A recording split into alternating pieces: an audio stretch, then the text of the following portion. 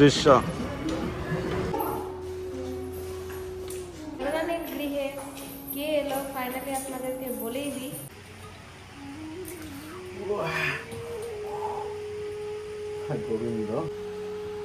দেখুন গোরাঙ্গি সেবা করছে, এখানে পড়ে গেল না সবজি দেখতে পেলেন এখনই, তো কি করবে বেচারা।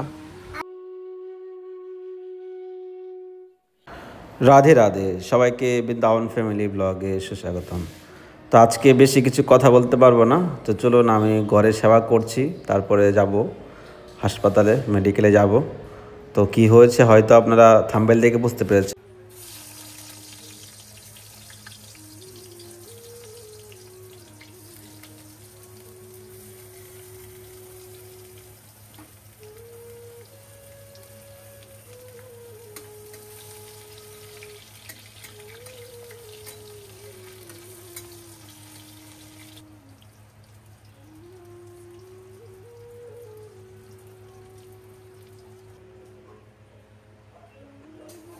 তো আজকে বেশি কিছু কথা বলতে পারছি না, যা বলবো মেডিকেলে গিয়ে, কেননা রান্না করতে হবে, ফটাফট যেতে হবে। জানেনই তো একা করে সব কিছু করতে গেলে কত তাড়াহুড়া করে করতে হয় অবস্থায়। তো চলুন দেখতে থাকুন। রাধে রাধে।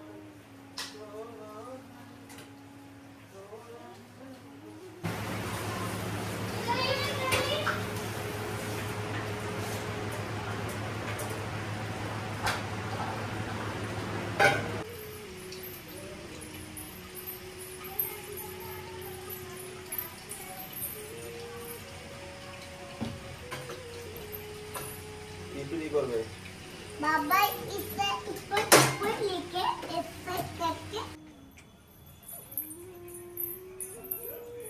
তুমি যাও ঘরে, ওখানে বসো, করে যাও, আমি দাদাকে বুকটা দিয়ে নেই।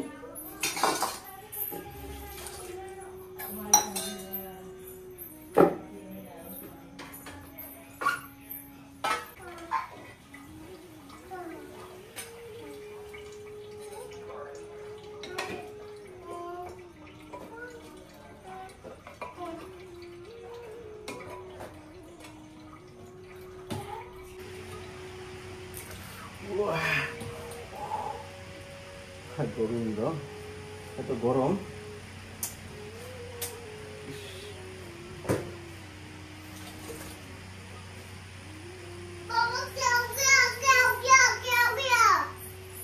হাতে লেগে গেছে, গরম সবজি পড়ে গেছে।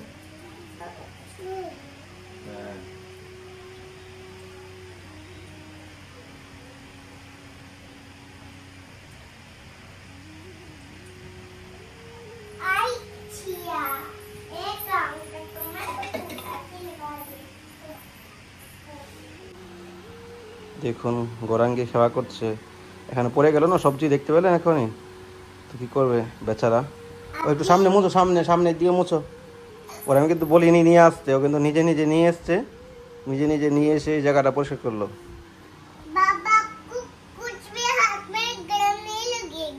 আচ্ছা ঠিক আছে গোরাঙ্গি, যাও তুমি ওখানে যাও, বসো। श्री राधा दामोदर लाल की जय, आज के आनंद की जय, आनंद नंदन की जय। जय जय श्री राधे श्याम, सबको मिले श्री वृंदावन धाम। राधे राधे। तो राधा माधव के दर्शन कर निन। गौरांग महाप्रभु की जय, गोपाल जी की जय, राज महाराज की जय, गौरांग महाप्रभु की जय, आज के आनंद की जय जय श्री राधे श्याम, सबको मिले श्री वृंदावन धाम। কেমন লাগছে আজকে দর্শন কমেন্টে জানাবেন। রাধে রাধে।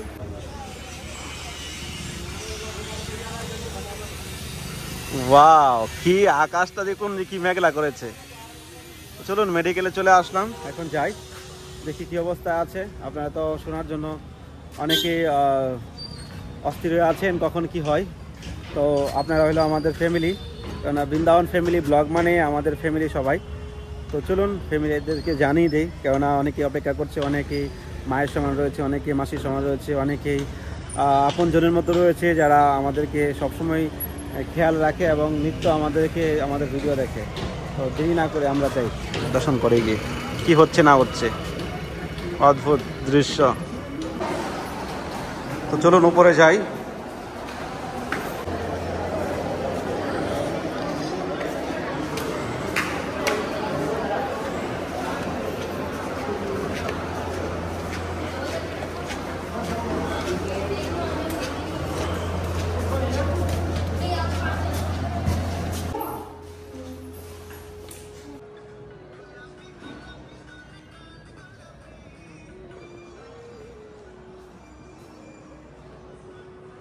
রাধে রাধে, হরি বল।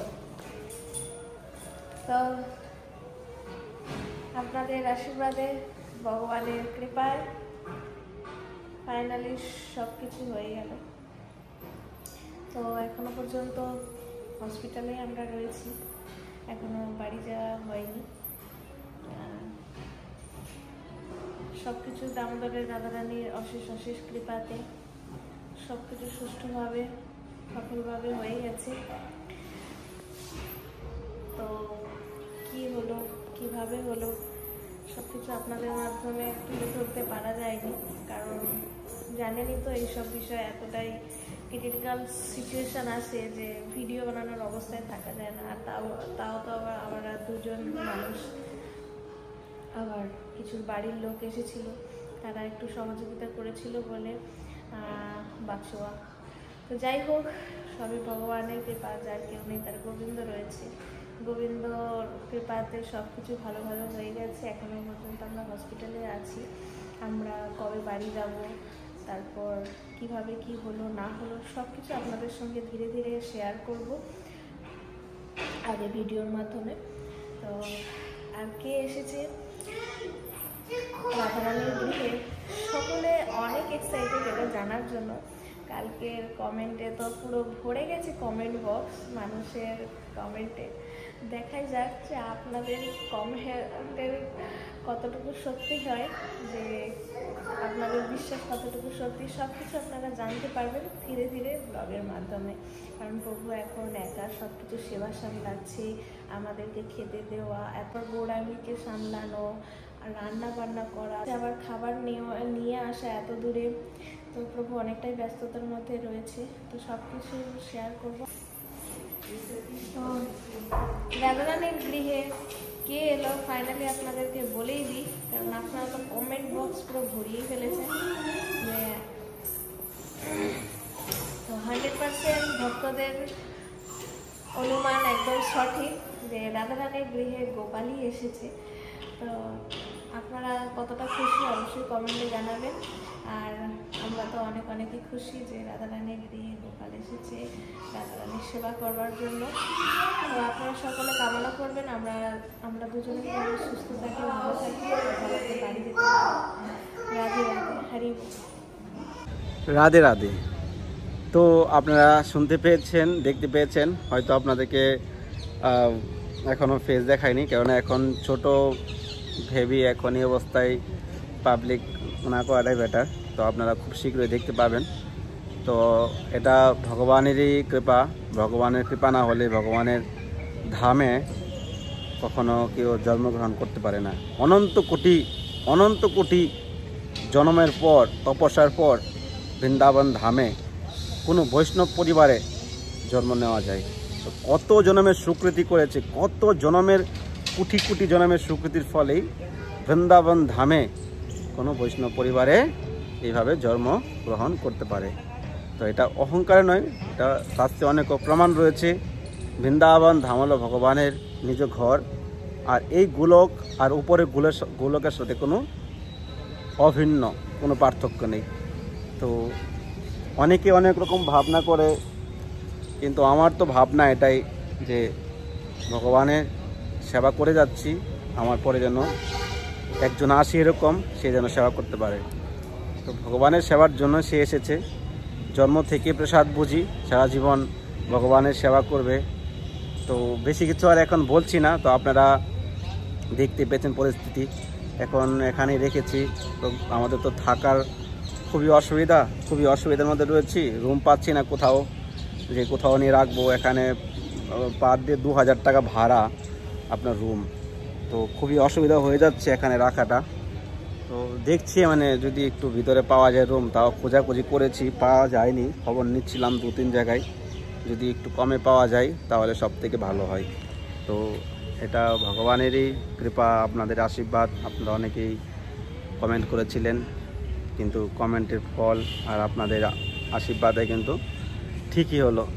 আর আমি চেয়েছিলাম যে গোপাল দামোদর, আমি তো হয়তো সারা জীবন থাকবো না, সেবা করতে পারবো না, একদিন না একদিন আমাদের মৃত্যু হবে, প্রাণ যাবে, তারপরে কে সেবা করবে তোর? তো তুই জানিস, তোর যদি কারো দরকার হয়, সেবা করার যদি দরকার হয়, তাহলে তুই নিয়ে আয়, তোর ইচ্ছা। এটাই শুধু আমি বলেছিলাম ভগবানকে। তো যাই হোক, এই হলো পরিস্থিতি। এখন রুমের ব্যাপারে তো এখানে অনেক অ্যামাউন্ট, তো এই জন্য চিন্তা করছি একটু যদি ভিতরে রাখা যায়, কাছে থাকলে ভালো, পয়সাটা একটু কম লাগবে, ঘরেই পাওয়া যাচ্ছে না সেরকমভাবে, এটাই একটু ক্রাইসিস। ভগবানের কাছে এটাই প্রার্থনা যেন এইভাবে ভগবানের সেবা করে জীবনটাকে অতিবাহিত করতে পারি, এবং যারা আমাদের পরিবারে সন্তান রূপে এসেছে সবাই তো ভগবানের ভক্ত, কিন্তু তারাও যেন এভাবে জীবন কাটাতে পারে ভগবানের সেবা করে। অনেক ইচ্ছা মনের মধ্যে, সব কিছু প্রকাশ করব। তো ভালো থাকুন সবাই, সুস্থ থাকুন।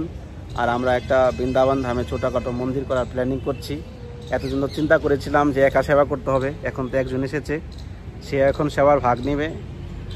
হয়তো আমরা তো একদিন না একদিন চলে যাব, কিন্তু আমাদের সন্তান, আমাদের পরিবারে সদস্য রূপে যারা রয়েছে তাদেরকে যদি কৃষ্ণ ভক্তিতে শিক্ষা দিয়ে তুলে, তাহলে তো আমাদেরই মঙ্গল। আর সন্তান জন্ম দিলেই আগে থেকে চিন্তা করতে হবে তাকে কৃষ্ণ ভক্ত বানাবো। আর আমরা মায়ের গর্ভে থেকেই কিন্তু বলে আসি, যখন আমাদের 7 মাস বয়স থাকে, হে প্রভু, হে কৃষ্ণ, আমাকে এই জগতে, এই মায়ের গর্ভ থেকে বের করে এই জগতে নিয়ে আসো, এখানে এসে তোমার ভক্তি করবো, ভজন করবো, কৃষ্ণ চিন্তা করব, নাম করব। কিন্তু এখানে এসে মায়াতে পড়ে আমরা সব ভুলে যাই, কিন্তু যেটা সত্যি সেটাই করতে হবে। তো যাই হোক, আমরা একটা মন্দির করার উদ্যোগ নিয়েছি বৃন্দাবন ধামে। আমাদের অলরেডি রাধা মাধব মহাপ্রভুর ট্রাস্ট রয়েছে। তো আপনারা যদি কেউ হেল্প করতে চান, আমরা একটা বৃন্দাবন ধামে মন্দির করতে চাই, স্ক্রিনে দেওয়া নাম্বারে কন্ট্যাক্ট করবেন। আর যদি কেউ মন্দিরের জন্য ভূমিদান করতে চান, তাহলে এই নাম্বারে আপনারা কন্ট্যাক্ট করতে পারেন, ফোনপে, গুগল পে করতে পারেন। আর যদি কারো সাধ্য নাই সেরকম, তাহলে অন্তত 1 গজ হলেও মন্দিরের জন্য আপনারা দান করতে পারেন। ভূমিদান 2 ফুট জায়গা আপনারা মন্দিরের নামে দান করতে পারেন। এই নাম্বারে কন্ট্যাক্ট করবেন। আমি রাধা মাধব QR কোড, রাধা মাধবের ব্যাঙ্ক ডিটেল দিয়ে দিব, আপনার এই নাম্বার যোগাযোগ করুন। ভালো থাকুন সবাই, রাধে রাধে।